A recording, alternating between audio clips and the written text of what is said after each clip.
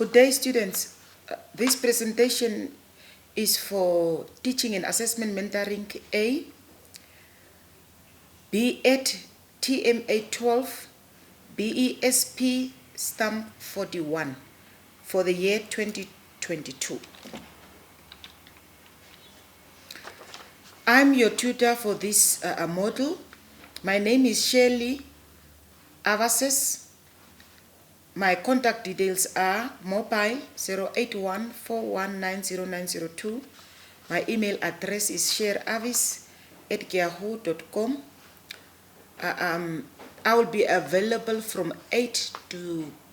6 to 8 o'clock, Monday to Sunday, from 6 in the afternoon to 8 o'clock from Monday to Sunday. Let's quickly look at the assignment and examination. There will be one major assignment for 120 marks.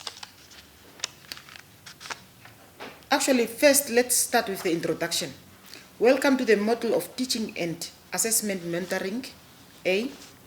In this presentation, I will discuss some of the content covered in your study guide to help you prepare for your upcoming examinations. Please note that I will not give attention to the whole content. For any queries, please contact or send me an email. Before you study, familiarize yourself with the learning outcome found at the beginning of each learning unit.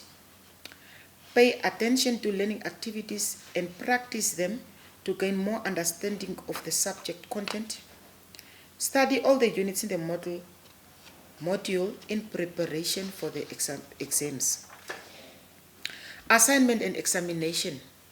One major assignment of 120 marks must be completed and passed, not failed, for you to be able to write an examination.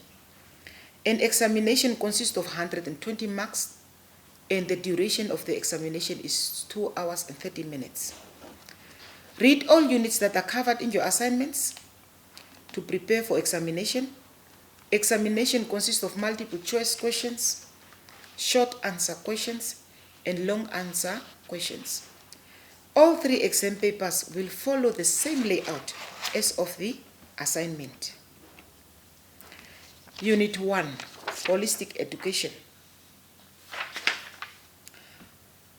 Holistic education focuses on the fullest possible development of the person.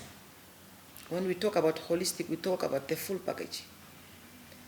It encourages individuals to become the very best or finest that they can be, and enabling them to experience all they can from life and reach their goals.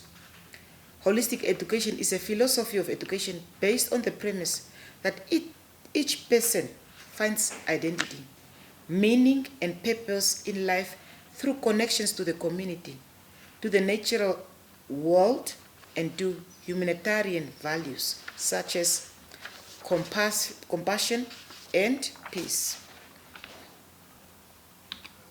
Principles of holistic learning. Holistic learning focuses on connectedness. Thus, an individual learner is connected to his classmate, the environment, and the society he lives in. A learner is also viewed as connected to himself physically, emotionally, intellectually, socially, aesthetically, and spiritually. Holistic learning views an individual learner as not existing in isolation in the classroom, but as a component of the entire classroom. It also addresses a holistic development of a learner at both the cognitive and affective level. It advocates for a full development of those qualities and capacities that makes up a human being. It advocates also for an active, participative, and critical learner.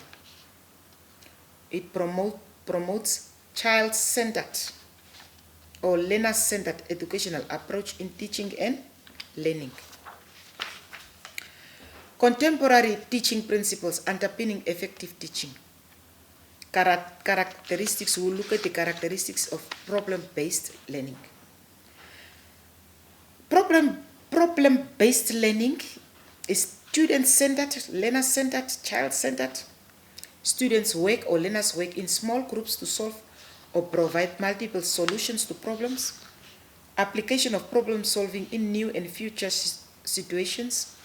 It is creative and critical thoughts are used. Adoption of a holistic approach to problems and situations. Appreciation of diverse viewpoints. Successful team collaboration. Collaborative learning is encouraged in a problem-based classroom. Teaching is facilitating. Teaching is facilitating. Teaching is not rote learning whereby learners have to memorize things. Learners have to spit out during exam what they have memorized. It's facilitating learning whereby teachers are facilitators. Teachers are not lecturers but facilitators. They are there to assist learners when they have problems with learning. Flexible environment is also encouraged by problem-based learning. Problem drives the learning. The problem is posed so that the students discover that they need to learn some new knowledge before they can solve their problem. Models are specified approaches to teaching that have 4 characteristics. They are designed to help students acquire deep understanding of specific forms of content and to develop their critical thinking abilities. They include a series of specific steps that are intended to help students reach their objectives. They are grounded in learning theory. They are supported by motivation theory. We'll look at the Namibian Education Department, what the Namibian Education Department must do progressively or work towards to achieve the Namibian Education Department must progressively work towards the following goals to achieve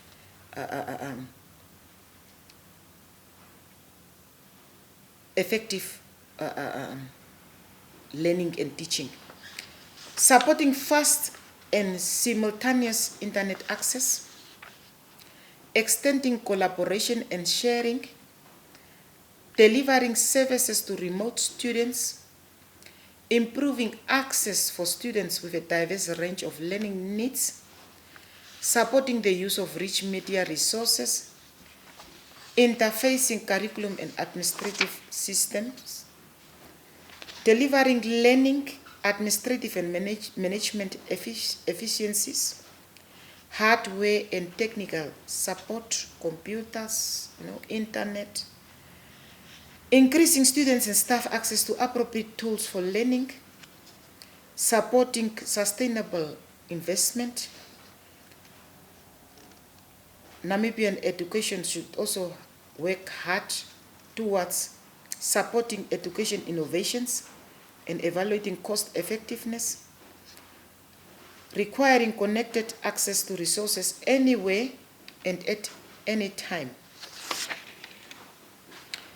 Let's look at the different teaching strategies that one can use in your classroom.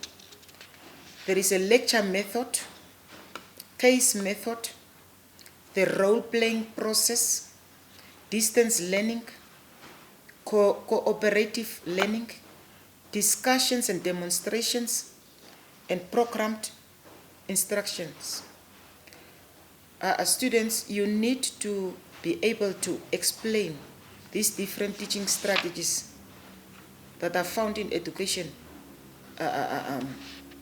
in detail. You need to explain these strategies in detail. 10 Qualities of an Effective Teacher by Derek Meadle. An effective teacher loves to teach. If you don't have the love for teaching, you cannot be effective. You need to love to teach. You need to demonstrate a caring attitude. You must play a pastoral role. Can relate to their students, relate to your students, know what your students' needs are. Is willing to think outside the box. An effective teacher is a good communicator and is proactive rather than reactive, works to be better, uses a variety of media in their lessons, challenges their students, and then understand the content that they teach. There is no way you can teach something that you don't understand. So you need to understand your content before you transmit this knowledge to the learners. We'll look at Unit 2. 5 internal characteristics that valid performance assessment should exhibit. They have meaning for learners, to motivate high performance, require the demonstration of complex cognition application to important problem areas, exemplify current standards of content or subject matter quality, minimize the effects of ancillary skills that are irrelevant to the focus of assessment, poses explicit standards for rating or judgment. Factors that can positively influence the learner's performance when using performance assessment are selecting assessments that are clearly aligned to what has been taught, sharing the scoring criteria for the assessment task with learners prior to working on the task, providing learners with clear statements of standards of acceptable performances before they attempt a task, encouraging learners to complete self-assessments of their performances, and interpreting learners' performances by comparing them to standards that are developmentally appropriate, as well as to other learners' performances. We'll look at continuous assessment. What is continuous assessment? It is an assessment of learners over a period of time doing different tasks, and not just assessing them in a few hours or a minute or one day. Continuous assessment, as the word continuous say, is an ongoing process. Continuous assessment can be formal or informal. Formal continuous assessment consists of structured activities, for example, oral or written assignments, tests and examinations, projects, presentations, demonstration of skills, role-playing, and quizzes. Informal continuous assessment is less structured and normally done in a subjective way. The nature of continuous assessment is that it occurs at various times as part of instruction. It may occur following a lesson, usually following a topic, and frequently occurs following a theme. The integration of continuous assessment with teaching is aimed at improving learning and to help shape and direct the actual teaching and learning process. Analyze what 21st century learning entails. What does 21st century learning entail? 21st century schooling is innovative new models of schooling that utilize technologies in the redesign of organizational structures and curriculum that are required. Education systems are investing in schools as learning communities with strong partnerships between students, teachers, families, and the wider community. Curriculum is then focused on relevance, understanding, rigor, and depth, engaging all students in authentic learning. ICT capabilities are integral to improved learning outcomes that enable young people to engage effectively with and work in an increasingly complex world. Innovative and effective use of ICT is transforming pedagogies, transforming learning and teaching, empowering teachers and support staff to focus on student-centered, active and interactive learning. Let's then look at Unit 3, students, differences between coaching and mentoring. If you come across a question like this one, students, you need to be able to understand what is to differentiate. You must state the difference of the two terms. I gave you differences in a table form.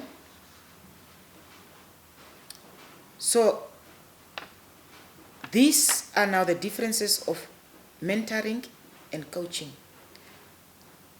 Every statement needs to be differentiated. Like, for example, ongoing relationship that can last for a long period of time. If you talk about relationship in mentoring, you must also talk about relationship in coaching. Relationship generally has a set duration. So that's how it goes. You need to differentiate using these statements that are given.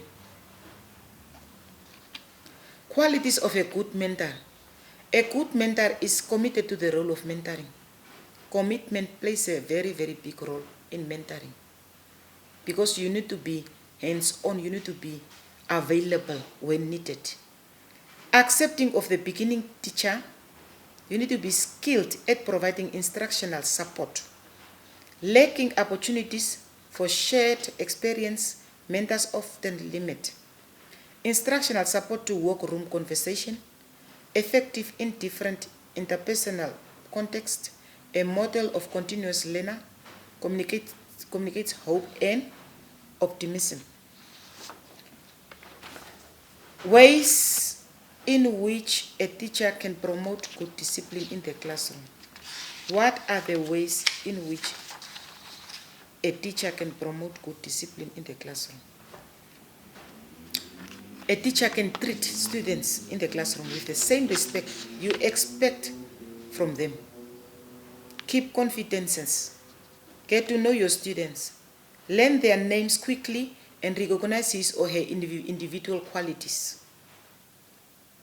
All teachers have discipline problems. Be fair, positive, and consistent. Be the kind of person young people can like and trust. Firm, fair, friendly.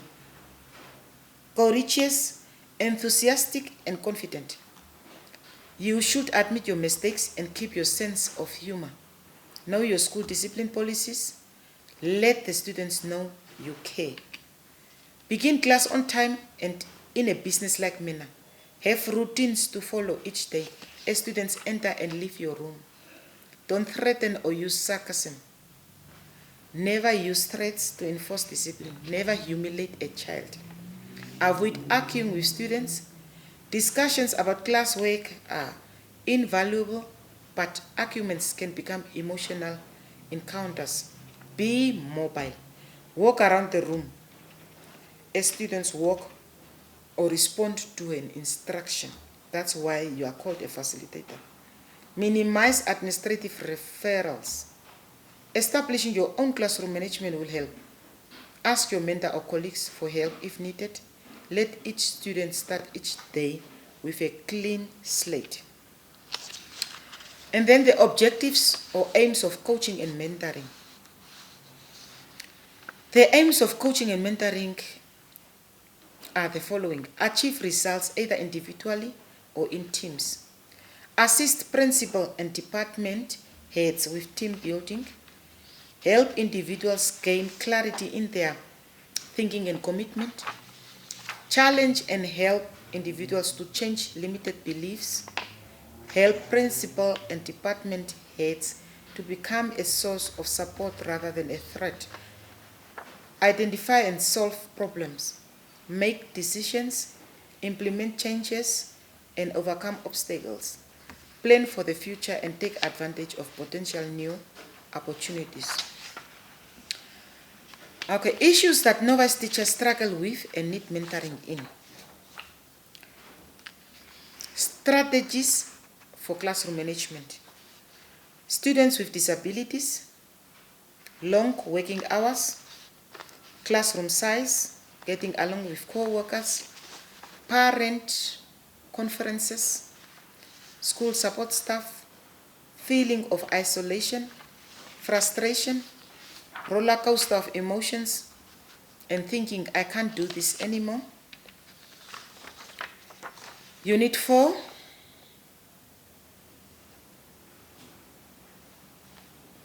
strategic steps for successful mentoring. Putting mentoring principles into practice involves taking strategic steps to ensure that mentors satisfy the new teacher's needs, and as well as state expectations and pedagogical requirements. So let's look at these steps quickly. The right mentor addresses the beginning teacher teaching standards. Focus on what beginning teachers need, want, and value. Students, you need to explain these 3 steps. The right mentor address the beginning teacher teaching standards. Focus on what beginning teachers need and want and value. You should be able to explain those steps in detail. Questions a teacher should ask before agreeing to be a mentor. There are certain questions a teacher should ask him or herself before agreeing to be a mentor. Should I be a mentor? What can I offer a beginning teacher? How can I be responsive to a beginning teacher's needs? How can I work with beginning teachers to foster their professional growth? And mentors need to generate assisting steps to make the novice teacher feel they belong and they have the power, freedom, and enjoy. Describe these steps in detail. The steps of belonging, power, freedom, of fun, you need to explain in detail. 4 ways or processes of reflective teaching are teacher diary. You need to do peer observations, recording lessons, student feedback. You need to use those 4 ways or processes to reflect your own teaching. Benefits of reflective practices in teachers. The primary benefit of reflective practice for teachers is a deeper understanding of their own teaching style and ultimately greater effectiveness as a teacher. Other specific benefits noted in current literature include the validation of a teacher's ideals, beneficial challenges to tradition, the recognition of teaching as artistry, and respect for diversity in applying theory to classroom practice. Reflective practice can be a beneficial form of professional development in both the pre-service and in-service levels of teaching. By gaining a better understanding of their own individual teaching styles through reflective practice, teachers can improve their effectiveness in their own classroom. Aspects, Unit 5, aspects you need to consider when addressing a person from another culture. We meet people from different cultures. And not everybody you greet or speak to the way you speak to others. There are certain ways or certain aspects to consider when addressing a person from another culture. Different ways of speaking or titles that may be preferred. Male and female roles clearly defined along cultural boundaries. Different speech patterns, language, codes of behavior, clothing. You need to consider people's clothing, gender-specific tasks to complete, non-verbal communication and body language, for example, eye contact, use of touching, etc. For some people, if you look them in the eye and talk to them, it's a disrespect. So these things need to be considered. And use of physical space.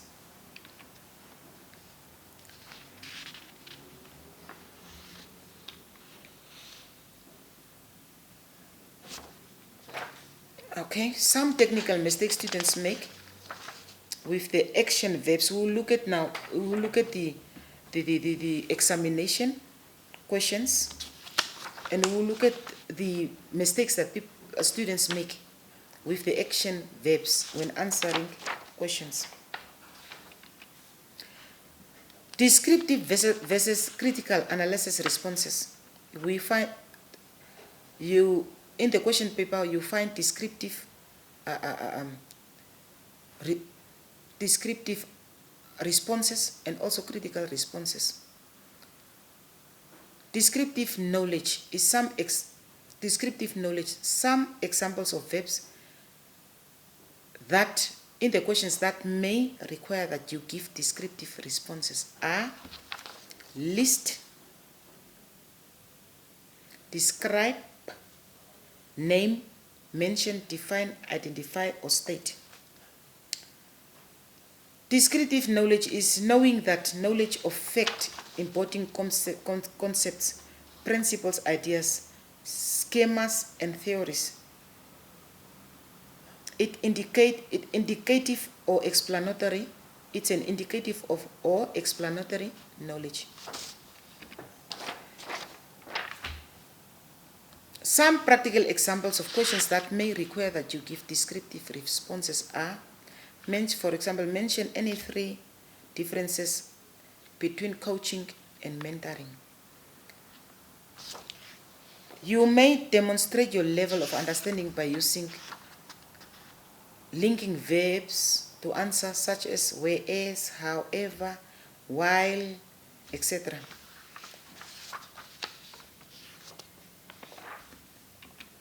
Some examples of verbs that may require that you give critical, now analytical answers or analytic responses are explain. When you explain, you make it clear, you give reasons. You state why and how, and you also give examples. Outline is a short description of the main points. When you describe, you say what something is like. And discuss, when you discuss, you give a clear description and then argue about features by pointing out positive and negative features, arriving at a conclusion. Give your own opinion. When you analyze, you examine the information in detail to discover the main ideas. And there is also evaluate, where you assess and explain. Summarize, you give the main points of the content. Some practical examples of questions that may require you to give high-order critical analytic responses are, for example, using your own experience as an adult learner, critically discuss the following key characteristics of an adult learner as suggested by Malcolm Knowles. The answers can be as follows. Here you have been given